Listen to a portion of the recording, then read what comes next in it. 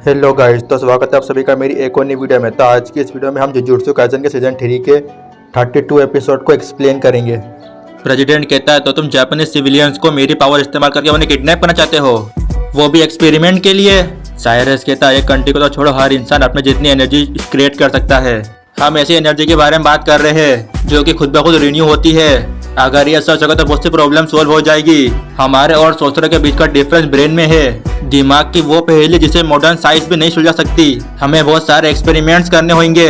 तो तुम चाहते हो कि मैं उन्हें ऐसे किडनैप कर लूं और तुम इंसानों पर एक्सपेरिमेंट करना चाहते हो। साइरस, क्या तुम अपने आप को सुन भी पा रहे हो? साइरस कहता है इस मामले में हम चाइना और रशिया से पीछे नहीं छूट सकते। नहीं, ये सिर्फ उन दोनों की बात नहीं है, सऊदी अरेबिया और मिडिल ईस्ट भी इस एनर्जी के राइट्स के ऊपर लड़ेंगे। जर्मनी न्यूक्लियर पावर को छोड़ने की अभी से तैयारी कर रहा है और जिन कंट्रीज के पास बहुत ज्यादा मिलिट्री है जैसे इंडिया, फ्रांस, कोरिया, टर्की, अगर इंडिया ने कुछ किया तो पाकिस्तान भी उसकी नकल करेगा। क्या तुम नहीं समझ रहे? ये बहुत ही बड़ी प्रॉब्लम है।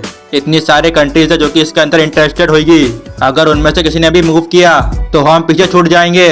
जल्द ही ये मायने नहीं रखेगा कि वो सोर्सर है या नहीं, वो हर जापानीज को हंट करेंगे।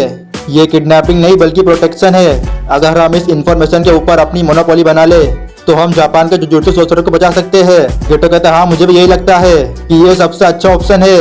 वो औरत कहती है ऐसा भी तो हो सकता है कि ये आदमी बाकी देशों के साथ भी डील कर रहा हो। पुराव में सोचती है वो तो हम कर ही रहे हैं। गेटो कहता है जुजुत्सु सोर्सर काफी कम है, पर नवंबर में बहुत सारे एक जगह इकट्ठे होंगे और ये मौका वापस नहीं आएगा। हमें जापान पर और भी नजर रखनी चाहिए। कुछ जापानीज हमारे देश में भी रहते हैं। अगर ये सुगुरो गेटो बाकी देशों से भी कांटेक्ट करेगा तो वो भी टारगेट बन सकते हैं।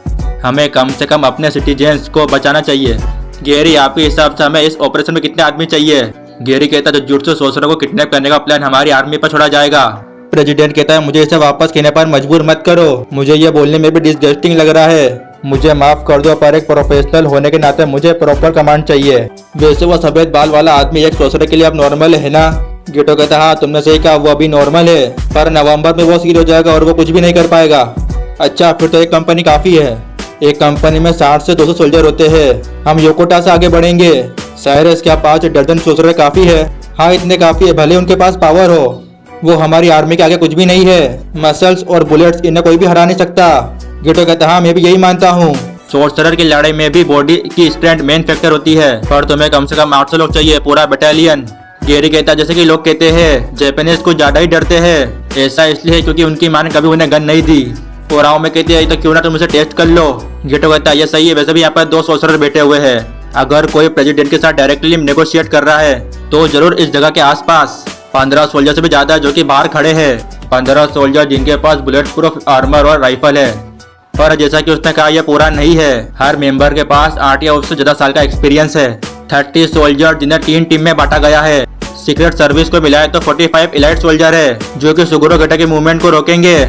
उसके पास कोई भी और रास्ता नहीं है। और में कहती है क्या तुम्हें मदद की जरूरत है? गेटो कहता है ना, ये ठीक है, अगर हम सोल्जर की पूरी पावर दिखाना चाहते हैं तो गेटो की टेक्निक बहुत ही ज्यादा अच्छी है। गेरी कहता है मैंने सोल्जर को ओपन फायर करने की परमिशन दे दी है। प्रेसिडेंट कहता है तुमने ये खुद ही कर लिया, मेरी बीवी और मैं यहीं पे रहते हैं। गेरी कहता है मिस्टर प्रेसिडेंट, हम इसे उनका चेहरा दिखे बिना खत्म कर देंगे। जापानीज लोगों को बस कार्स और एनिमे बनाना चाहिए। प्रेसिडेंट कहता है ऐसा मत कहो। गेरी, क्या सच में ये जरूरी है? क्या कोई और तरीका नहीं है? नहीं मिस्टर प्रेसिडेंट, इस वक्त हम एक जीत के पीछे नहीं है बल्कि एक जबरदस्त जीत के पीछे है। ये अमेरिका है, पर जब भी उससे सोल्जर के गिरने की आवाज आती है। क्या यहाँ पर क्या हो रहा है? फिर हम देखते सभी सोल्जर हवा में उड़ रहे थे। एक बहुत ही बड़ी कर्ट स्पीड उन्हें उड़ा रही थी। फिर हम देखते गेरी वो ग्लासेस लगाकर देखता है और कहता है क्या? गेटो कहता है तो क्या आप समझ गए मिस्टर प्रेसिडेंट? तो चलो अब इस मीटिंग को खत्म करते हैं। अब जुजुत्सु सोर्सर को हंट करने का टाइम है। यूकी कहती है 12 साल पहले सच में रिको के अलावा कोई और स्टार वेसल नहीं था और मैं मुझे छोड़कर बात कर रही हूँ। क्या किसी के अंदर भी अमाना एरे जितना पोटेंशियल नहीं था? अच्छा, तो तुम कह रहे हो कि बाकी स्टार प्लाज्मा विसल भी थे, फिर तुमने उनके साथ मर्ज होने से रिजेक्ट क्यों कर दिया? टेंगन कहता है मैंने इसे रिजेक्ट नहीं किया, बस मैंने रियलिटी को एक्सेप्ट कर लिया। स्टार प्लाज्मा विसल के साथ मर्ज होने से मेरी इमॉर्टल बॉडी बस रिसेट हो जाती है और ये मेरी इवोल्यूशन को रोक देता है। इसकी गारंटी नहीं है कि इवॉल्व होने के बाद ह्यूमैनिटी का दुश्मन नहीं बनूंगा, पर इवोल्यूशन के आखिरी में मेरी ईगो और मेरी बॉडी के बाहर फैल जाती तो मैं एक बेटर टेक्निक से अपने आप को बचा सकता था। ऐसा नहीं था कि मैं कॉन्फिडेंट नहीं था। जैसे मौसम बदलते रहते हैं मुझे लगा था कि ये भी जरूर होगा। यूकी कहती है क्या तुम मजाक कर रहे हो? अपने बच्चों पर अपना बोझ डालना और फिर उनकी हिस्ट्री का इस्तेमाल करना, क्या तुम इसे रैशनैलिटी कहते हो? और जब तुम फेल हो गए तो बस तुमने कह दिया किसी के साथ मर्ज होना भी ठीक है। अगर तुम इसे रैशनैलिटी कहते हो तो मैं भी एक साधु हूँ। मेरी पूजा करो, तुम संग की बुढ़े। वैसे जेंडर मायने नहीं रखता, पर अगर तुम्हें कहना ही तो तुम मुझे बुढ़ी कहो। यूकी कहती है रिलीजियस ग्रुप में स्टार प्लाज्मा वेसल को एसिडेट ना किया होता और उसे बचाने की सोचते तो मैं भी उन्हीं की तरफ होती। टेंगन कहता तुम भी उसे सुन सकती हो मेरे अंदर की आवाज़ों को, मैं उन्हें नहीं सुन सकता क्योंकि मर्ज होने के बाद वो मेरा ही हिस्सा बन जाते हैं। तो वो क्या कह रहे हैं? यूकी कहती है मैं तुम्हें क्यों बताऊं? अगर मैंने तुम्हें बता दिया कि उस स्टार प्लाज्मा वेसल के साथ क्या हुआ जिसके साथ तुम मर्ज हुए थे, तो भले ही उनके साथ अच्छा हुआ हो या बुरा हुआ हो, तुम बस अपनी लंबी उम्र का बहाना बना दोगे और फिर तुम कहोगे कि तुम्हें मोक्ष मिल गया।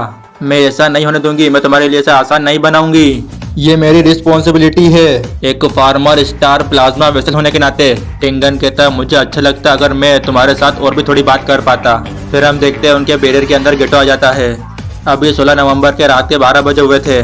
गेटो कहता अब तुम्हारा काम खत्म हो गया, अब मेरा तुम्हारे अंदर इंटरेस्ट नहीं है। फिर हम देखते हैं वहाँ पर चोजो खड़ा था। चोजो कहता है मैं श्योर नहीं हूँ कि इसे इंटरेस्ट कहते हैं या नहीं, पर मेरे अंदर तुम्हें मारने की तलब है। गेटो कहता टेंगन कहाँ है? चोजो कहता है वो बोलने वाला अंगूठा तुमसे बात करना नहीं चाहता, लगता है तुम्हें कोई पसंद नहीं करता। गेटो कहता है फिर तुम अच्छे से फाइट करना क्योंकि कलिंग गेम का पर्पज अब पूरा हो चुका है। सभी नॉन सोल्जरों को मर्ज करने की प्रिपरेशन अब खत्म हो चुकी है। वो सोचता अभी से, पर क्या हुआ? क्या यूजी और बाकी सब ठीक है? गेटो कहता है अगर मैंने अभी टेंगन को पकड़ लिया तो ये तुम्हारी हार होगी, फिर ये देश खत्म हो जाएगा, शायद फिर ये पूरी दुनिया। गेटो कहता है मुझे पहले एक पॉसिबिलिटी दिखाने दो। फिर हम देखते हैं गेटो एक थिएटर बना लेता है। शिबुया के अंदर यूकी सुमो ने टेंगन के साथ मर्ज होने को एक्सप्लेन किया था। तो मैं कर्स एनर्जी का अच्छे से इस्तेमाल करना कहूँगा। इसका मतलब है कि वो सब सोर्सरर बन जाएंगे, पर अगर तुम मुझसे पूछोगे तो वो मर्ज होने का पहला स्टेप है। मैंने पहले भी कहा है मैं उसकी तरह नहीं हूँ। मुझे ऐसी दुनिया नहीं चाहिए जिसके अंदर कर्स स्पीड ना हो। पर मैं हैरान था जब मुझे पता लगा कि वो सब परेशान थे। मैं हमेशा से सोर्सरर के साथ चला हूँ, यहाँ तक कि जब मुझे कर्स स्पिरिट की पावर के बारे में पता था। अगर हम सभी कर्स स्पिरिट को हाई लेवल पर ले जाए तो शायद एक नई तरीके की कर्स स्पिरिट जन्म ले सकती है। इसलिए मुझे तुम हाफ ब्रिड्स काफ़ी इंटरेस्टिंग लगे थे, जो आधे ह्यूमन और आधे कर्स स्पिरिट। चोजो कहता है अगर तुमने मेरे छोटे भाइयों के बारे में वापस बात की तो मैं इस शो को ख़त्म होने से पहले तुम्हें मार दूंगा। गेटो कहता है इवोल्यूशन के बाद ह्यूमन से ज़्यादा कर्स स्पिरिट होगा, तो इसलिए अगर सभी नॉन सोर्सरर उनके साथ मर्ज हो जाएंगे तो शायद एक बहुत ही बड़ी कर्स स्पिरिट बन जाएगी जिसके पास 100 मिलियन लोगों की कर्स स्पिरिट होगी। शायद ये उजुमा की तरह होगा और ये कुछ और भी कर पाएगा। मैं सोच रहा हूँ कि ये कैसा दिखेगा। इस वक्त मैं अपने आप को एक बच्चा सोच रहा हूँ जिसके हाथ में कलर्स और खाली कागज़ है। फिर हम देखते हैं वो अपने बैरियर को ख़त्म कर देता है। चोजो कहता था तुम्हें क्या चाहिए? क्या जो मैंने अभी कहा वो तुम नहीं समझे? नहीं, मैं पूछ रहा हूँ तुम्हें इससे क्या मिलेगा? गेटो कहता अगर ऐसा हुआ तो मैं हैरान हो जाऊँगा। मुझे लगता है कि मैं काफ़ी हैरान हो जाऊँगा।